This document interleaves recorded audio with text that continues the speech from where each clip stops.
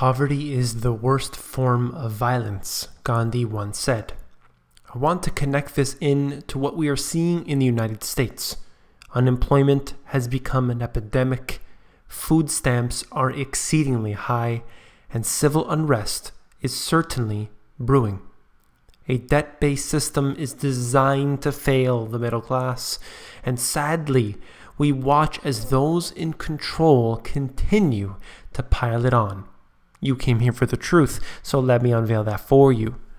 We're going to talk about poverty today, how it's bringing the US down, and of course this connects in with all other countries around the world. Let's begin with this. I couldn't believe it for myself. I had to look into this and see that 51% of the working Americans are making less than $30,000 a year. That's according to the Social Security Administration's own numbers. $30,000 a year doesn't buy you a lot. It's not 1970 anymore.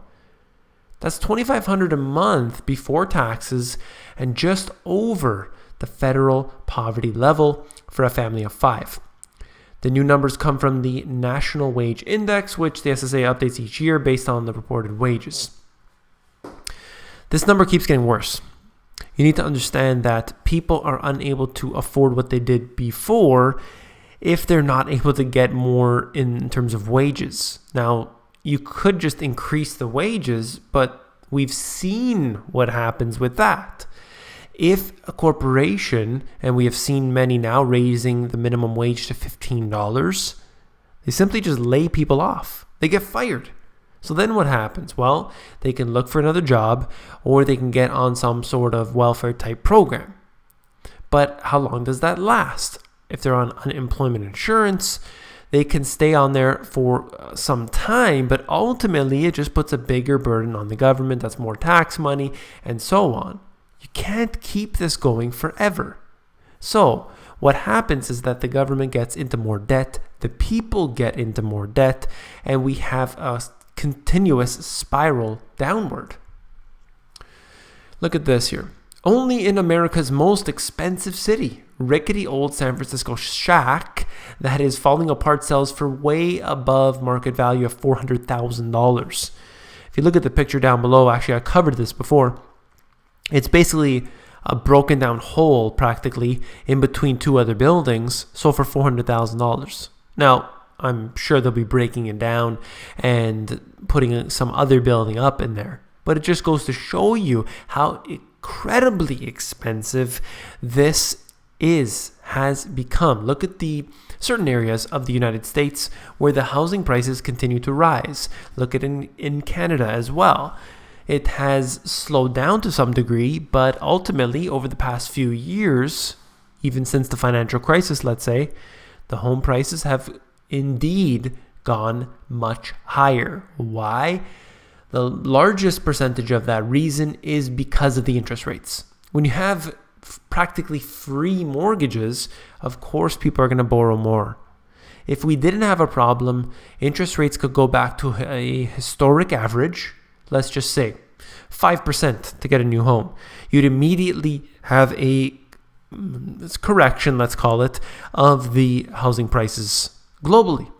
But of course, that's not going to happen because they know that it's going to crash. So they keep the interest rates down. How do they do so? It's called open market operations, aka printing money. But let's not talk about that because that's conspiracy theory. All right. Jacob J. Liu. Honor our obligations. Raise the debt limit. That's right. If you have a problem, we have the debt ceiling situation every so often comes up. And my opinion here is to not have a debt ceiling, or at least not pretend that there is a debt ceiling. And let's just give them free rein. Let's have the debt go up to an infinite amount, and then the Federal Reserve can print money to save them. In fact, I quoted Alan Greenspan in my book, in my chapter on central banks. The United States can pay any debt it has because we can always print money to do that. That's Alan Greenspan, the former Fed chairman, saying for himself right here that they don't have to worry about debt. They just print money and buy it all up. That's what I feel here, is that Their system, it's broken. It's not working. And in fact, we have more and more poverty every single day, more unemployment. The more of these measures that they try and take, they're just making it worse. Look at the actual amount of employed people in the United States, and you will see how dire the situation is. Of course, there are others who are increasingly getting wealthy. There are many people who are buying homes for over $100 million.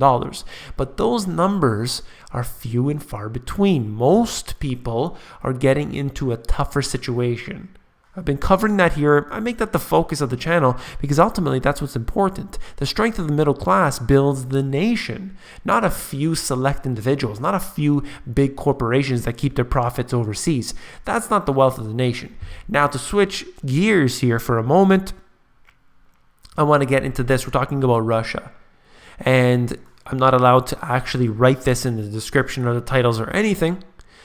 But let's look at this. We obviously have Russia partnering up with Assad in Syria to get rid of the US-backed ISIS.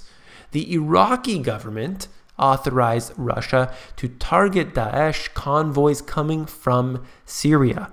So now Iraq is saying, help us out. Do us a favor, get rid of ISIS coming through. They use all different names. Rebel forces, Mujahideen. You see them as moderate rebels. I've even seen, which I think is hilarious because they have, rocket launchers on their shoulders. So I guess they're moderate. But the authorization for Russia to target Daesh inside Iraq comes amid security coordination between Iraq, Russia, Iran, and Syria. So this is getting pretty big now. It's expanding into Iraq. But this is what they want. This is what the military-industrial complex wants. They want the chaos to be brewing and spreading. They want to destabilize as many of the nations as they can, get them weak, get them fragmented, and then have a reason to put boots on the ground. There's much more in this article here. I want to move on. U.S. Saudi Arabia to increase support for Syrians fighting Islamic State. Obviously, you have different factions that have formed. The U.S. and Saudi Arabia tends to be aligned on most issues. Secretary of State John Kerry and Saudi King Salman agreed to increase support for Syrian rebel forces fighting Islamic State militants while backing, this is good, international diplomatic efforts to begin political transition in Damascus. What they want is Assad out and one of their puppets in. I don't think it's going to go over too well, but that's what they're trying for. If they don't do so, they're going to obviously have to overthrow the government. They're trying to do so using a proxy armies that are happening right now with ISIS. It's not working too well, but it is putting some pressure, no doubt. So Russia's coming in there, obviously, to drop a few bombs and scare them off. What happens in the future, I'm not too sure, but we're definitely going to have to cover this. Last but not least, wanted to mention this. I'm sorry. Historic moment, Tony Blair finally apologizes for Iraq war and admits in TV interview the conflicts caused the rise of ISIS. Wow, that's right. So at least we get an admission from this side. We don't see any of that from Bush or from Obama. Of course, they say that they are helping the situation, but we know that they're not. Yes, when you give money, when you give weapons, when you give training directly to the enemy, whatever name you want to put on them. If you want to put Al-Qaeda, Taliban, or rebels, moderate rebels, Islamic State, whatever, doesn't matter. When you give them all of these things, and then all of a sudden they start killing people with those things, how do you expect this to make any sense? Of course they're going to do so. You've been giving them everything they need to cause this disruption, and it's going ahead as planned. So right here, there's more of him just admitting the situation. I'm glad to at least see this, although it really doesn't matter because they're only expanding on what's happening thus far. If you found this video informative, please give me a thumbs up. Truly appreciate that very much. Last but not least, if you found the video informative, I know you'll find my book, The Money GPS, even more informative. You can flip through the book, go over to Amazon. They have a look inside feature. Flip through the pages of that book. See if you like it. Take care.